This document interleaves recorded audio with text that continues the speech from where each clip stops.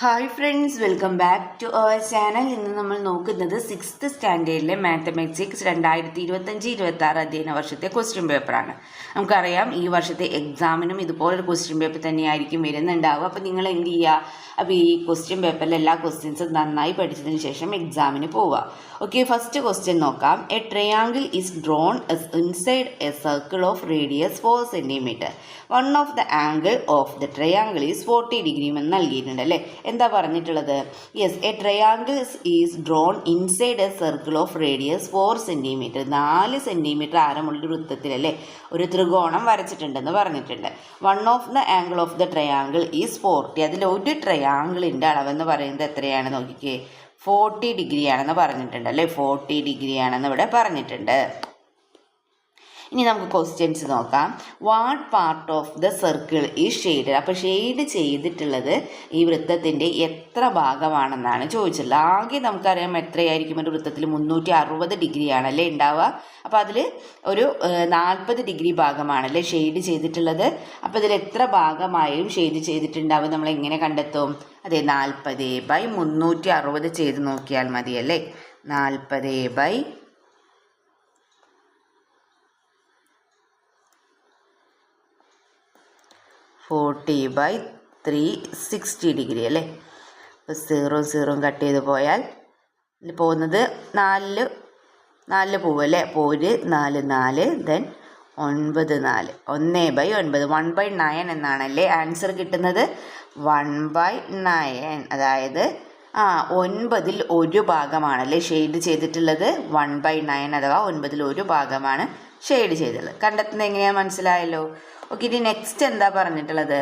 Measure and right other 2 angles of the triangle. ഇപ്പോൾ നമുക്ക് നൽകിയിട്ടുള്ള ഈ ട്രയാങ്കിളിലെ മറ്റ് 2 angles നമ്മൾ എന്ത് ചെയ്യണം? കണ്ടെത്തണം. Write the other 2 angles of the triangle എന്നല്ലേ പറഞ്ഞിട്ടുള്ളത്. ഓക്കെ, അപ്പം നമുക്ക് എന്ത് ചെയ്യാം? 2 angles 3 കോണുകളുടെ അളവുകളുടെ തുക എത്രയാണെന്ന് നമുക്കറിയാലോ. 3 കോണുകളുടെ അളവുകളുടെ തുക എന്ന് പറഞ്ഞാൽ ഈ 3 കോണും കൂട്ടിയാൽ നമുക്ക് എത്രയാണ് കിട്ടേണ്ടത്?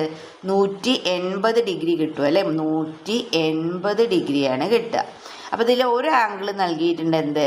40 degree ആണെന്ന് നൽകിയിട്ടുണ്ട് അല്ലേ. ഇനി നമുക്കറിയാം മറ്റ് 2 ആംഗിൾസ് എന്താണ്? ഈക്വൽ ആയിരിക്കും അല്ലേ. നമ്മളോട് പറഞ്ഞിട്ടുണ്ട് റേഡിയസ് എത്രയാണ്? 4 cm. അപ്പോൾ ഇവിടെയും 4 cm. 2 വശങ്ങളും എന്താണ്? ഈക്വൽ ആയിരിക്കും അല്ലേ. അപ്പോൾ ഈ കോണുകളും എന്തായിരിക്കും? ഈക്വൽ ആയിരിക്കുമല്ലോ. അപ്പോൾ ഇത് രണ്ടും ഈക്വൽ ആയിരിക്കും. അപ്പോൾ നമുക്ക് മറ്റ് 2 കോണുകളുടെ അളവുകൾ കണ്ടെത്താൻ എന്ത് ചെയ്താൽ മതി? 180 മൈനസ് 40 എത്രയാണ് കിട്ടുക? 140 degree 140 degree എന്ന് കിട്ടും അല്ലേ. അപ്പോൾ 2 കോണുകളുടെ അളവുകൾ കണ്ടെത്താൻ എന്ത് ചെയ്താൽ മതി? 140/2 അല്ലേ. എത്രയാണ് കിട്ടുക? അപ്പോൾ ആൻസർ 70 degree എന്ന് കിട്ടും. അപ്പോൾ ഈ 2 കോണും എത്രയായിരിക്കും? 70 degree ആയിരിക്കും അല്ലേ. 70 degree അല്ലേ. ഓക്കെ, 2 ആംഗിൾ എത്രയായിരിക്കും? 70 degree ആണ്. Then how many triangles can be drawn like this? അപ്പോൾ ഇതുപോലെ എത്ര ട്രയാങ്കിൾസ് വരയ്ക്കാൻ കഴിയുമെന്ന് ചോദിച്ചിട്ടുണ്ടല്ലേ. അപ്പോൾ അതിൽ ഒരു ട്രയാങ്കിൾ എന്ന് പറയുന്നത് 40 degree ആണ്. മൊത്തം നമുക്കറിയാം 360 degree ആണല്ലേ. അപ്പോൾ നമ്മൾ എത്ര എണ്ണം വരയ്ക്കാൻ കഴിയുമെന്ന് കണ്ടെത്താൻ എന്ത് ചെയ്താൽ മതി? 360ൽ എത്ര 40കൾ ഉണ്ടെന്ന് കണ്ടെത്തിയാൽ മതി അല്ലേ. അപ്പം 40/360 9 അല്ലേ ആൻസർ കിട്ടുക. അപ്പോൾ ആൻസർ എത്രയാണ്? 9. ഓക്കെ, അപ്പോൾ ആൻസർ 9. അപ്പോൾ ഓരോന്നിൻ്റെ ആൻസർ നമുക്ക് വേണമെങ്കിൽ ഒന്ന് സെപ്പറേറ്റ് ആയിട്ട് എഴുതാം.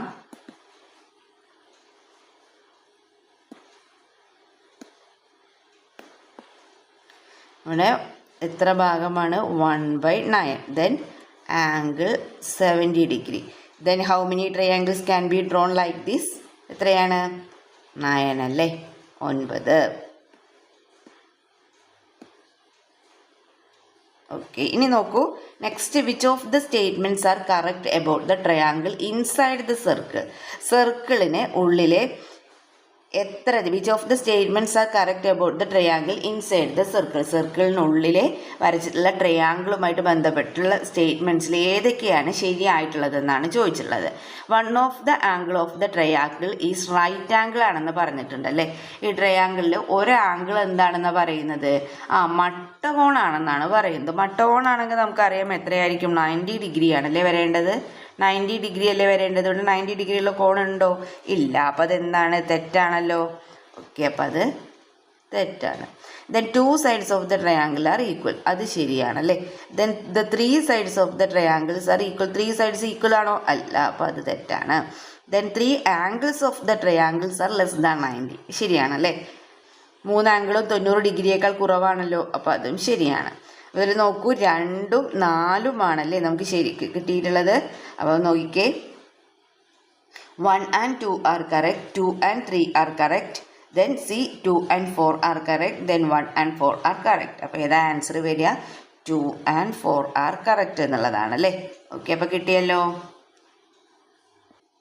ഓക്കെ, ദ നെക്സ്റ്റ് ക്വസ്റ്റ്യൻ നോക്കാം.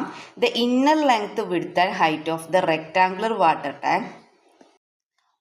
Tank are 90 centimeters, 70 centimeters, 50 centimeters respectively. അപ്പോൾ എന്താ പറഞ്ഞിട്ടുള്ളത്? ഒരു ചതുരാകൃതിയിലുള്ള വാട്ടർ ടാങ്ക് അല്ലെ, റെക്ടാങ്കുലർ വാട്ടർ ടാങ്കിൻ്റെ അകത്തെ നീളം, വീതി എന്നിവ എങ്ങനെയാണ് വരുന്നത്? ഉയരം യഥാക്രമം എങ്ങനെയാണ്? 90 centimeter, 70 centimeter, 50 centimeter എന്നാണ് അല്ലേ. ഓക്കെ, അപ്പോൾ ഫസ്റ്റ് ക്വസ്റ്റ്യൻ എന്താണ്? What is the volume of the tank? വോളിയമാണ് കണ്ടെത്തേണ്ടത് അല്ലെ, വ്യാപ്തമാണ് നമ്മൾ, അതായത് ടാങ്കിൻ്റെ ഉള്ളളവാണ് നമ്മളിവിടെ കണ്ടെത്തേണ്ടത്. What is the volume of the tank? ടാങ്കിൻ്റെ ഉള്ളളവ് എത്ര? ഉള്ളളവ് നമ്മൾ എങ്ങനെയാണ് കണ്ടെത്തുക? വോളിയം കണ്ടെത്താനുള്ള ഇക്വേഷൻ എന്താണ്? Yes, length into breadth into height എന്നുള്ളതാണ് അല്ലേ. V length into breadth into height അല്ലേ. Yes, length into breadth into height എന്നാണ്. അപ്പോൾ അത് യഥാക്രമം നമുക്കിത് ഇവിടെ നൽകിയിട്ടുണ്ട്. അപ്പോൾ എങ്ങനെ എഴുതാം? 90 90 ഇൻറ്റു 70 ഇൻറ്റു 50 അല്ലേ. നമുക്ക് ആദ്യം എന്ത് ചെയ്യാം? സീറോസ് അവിടെ നിർത്താം. 9 ഇൻറ്റു 5 എത്രയാണെന്ന് നമുക്കറിയാലോ, 45 ആണല്ലേ. 45 ഇൻറ്റു 7 കണ്ടെത്താം.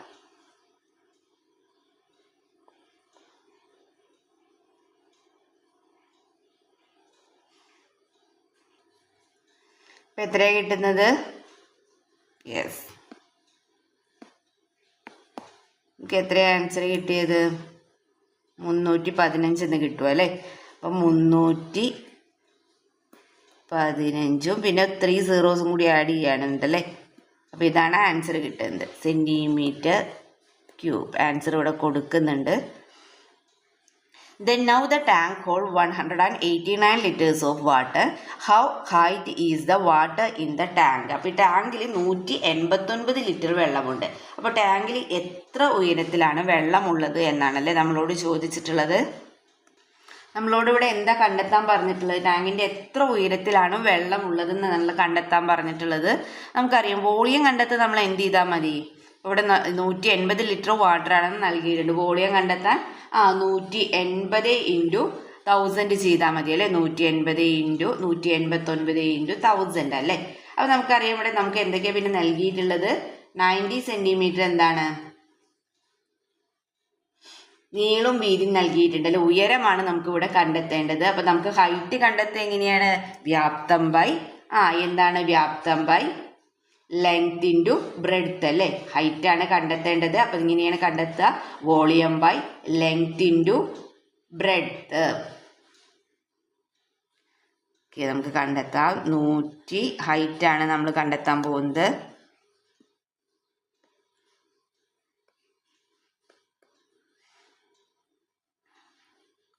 നൂറ്റി 89 into 1000 by length into breadth അല്ല, അതായത് 90 ഇൻറ്റു 70.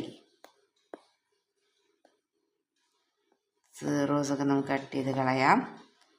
ദെൻ 189 18 99 ഇതിന് 7 കട്ട് ചെയ്ത് പോകുമ്പോൾ 3 7 21 കിട്ടും അല്ലേ. ദെൻ ഒരു 0 കൂടി ആഡ് ചെയ്ത് കൊടുക്കാണ്ടല്ലേ. നമുക്ക് എത്ര ആൻസർ കിട്ടിയിട്ടുള്ളത്? 30 എന്ന് കിട്ടും അല്ലേ? എത്രയാണ് നമുക്ക് ആൻസർ കിട്ടിയിട്ടുള്ളത്? 30. അപ്പം 30 സെൻറ്റിമീറ്റർ ആണല്ലേ? 30 സെൻറ്റിമീറ്റർ ആണ് കിട്ടുന്നത്. 30 സെൻറ്റിമീറ്റർ ആൻസർ കിട്ടിയല്ലോ. അപ്പം ആൻസർ എത്രയാണ്? 30 സെൻറ്റിമീറ്റർ. അപ്പം നമുക്കിവിടെ എഴുതി കൊടുക്കാം.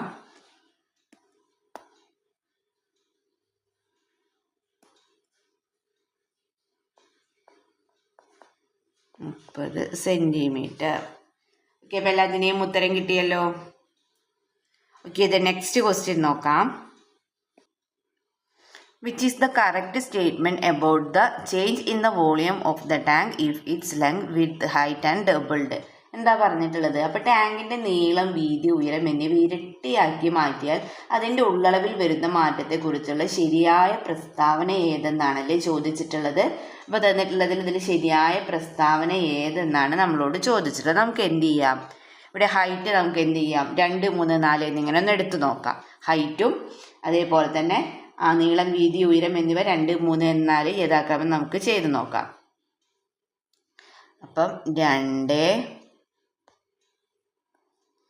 3 × 4 നമുക്ക് എത്ര കിട്ടുക? 24 എന്ന് കിട്ടും അല്ലേ? ഇനി നമ്മളോട് എന്താ പറഞ്ഞിട്ടുള്ളത്? ഇത് ഇരട്ടിയാക്കി നോക്കാനാണ് അല്ലേ? ഹൈറ്റും അതേപോലെ തന്നെ വിഡ്ത്തും ലെങ്ത്തും എന്ത് ചെയ്യണം? ഇരട്ടിയാക്കണം. അപ്പം 4, 6 × 8 നമുക്ക് എത്ര ആൻസർ കിട്ടുക? 192 സെൻറ്റിമീറ്റർ ക്യൂബിക് സെൻറ്റിമീറ്റർ എന്ന് കിട്ടും അല്ലേ? ഇനി നമ്മളോട് എന്താ പറഞ്ഞിട്ടുള്ളത്? എത്ര മടങ്ങാകുമെന്നാണല്ലേ നമ്മൾ കണ്ടെത്തേണ്ടത്. ഇവിടെ നോക്കൂ, എത്ര മടങ്ങാകുമെന്ന് കണ്ടെത്താൻ നമ്മൾ എന്ത് ചെയ്താൽ മതി? 1/24. ഇത്രയും നമുക്ക് കിട്ടുന്നത് ആൻസർ കിട്ടുന്നത് 8 ആണല്ലേ കിട്ടുന്നത്. ഓക്കെ, ഇനി നമുക്ക് ഓരോ ഓപ്ഷൻസ് ആയിട്ട് നോക്കാം. The volume is doubled. Volume doubled ഇരട്ടിയാവുമെന്നാണ് പറഞ്ഞത്. The volume is increased by 4 times. 4 മടങ്ങാകുമെന്നാണ് പറഞ്ഞത്. The volume is increased by 16 times. 16 മടങ്ങായിട്ട് വർദ്ധിക്കും. The volume is increased by 8 times. 8 മടങ്ങായിട്ട് വർദ്ധിക്കും. അപ്പോൾ അതല്ലേ ആൻസർ വരിക?